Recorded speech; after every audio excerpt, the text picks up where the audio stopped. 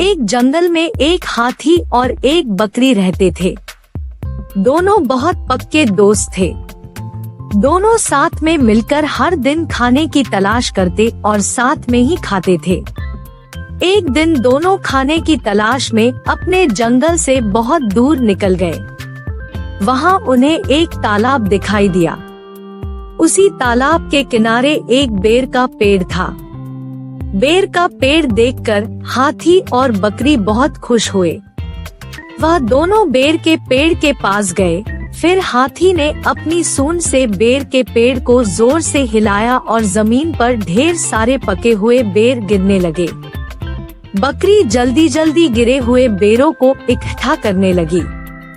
संयोगवश उसी बेर के पेड़ पर एक चिड़िया का घोंसला भी था, जिसमें चिड़िया का एक बच्चा सो रहा था और चिड़िया दाने की खोज में कहीं गई हुई थी।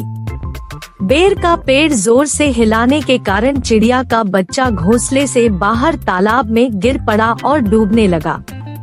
चिड़िया के बच्चे को डूबता हुआ देखकर उसे बचाने के लिए बकरी तालाब में कूद गई, लेकिन बकरी को तैरना नहीं आता था। इस वजह से वह भी तालाब में डूबने लगी। बकरी को डूबता हुआ देखकर हाथी भी तालाब में कूद गया और उसने चिड़िया के बच्चे और बकरी दोनों को डूबने से बचा लिया। इतने में चिड़िया भी वहाँ पर आ गई थी और वह अपने बच्चे को सही सलामत देखकर बहुत खुश हुई। उसने हाथी और बकरी को इसी तालाब और बेर के पेड़ के पास रहने के लिए कहा।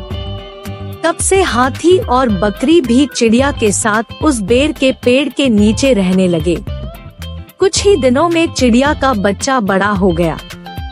चिड़िया अपने बच्चे के साथ जंगल में घूमकर आती थी और हाथी और बकरी को जंगल में किस पेड़ पर फल लगे हैं, इसकी जानकारी देती थी। इस तरह हाथी, बकरी और चिड़िया मजे में रहते और खाते पीते थे।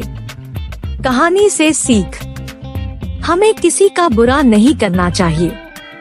अगर हमारी गलती से किसी को परेशानी होती है तो उस गलती को सुधारना चाहिए और मनमुटाव दूर करते हुए एक दूसरे की मदद करनी चाहिए।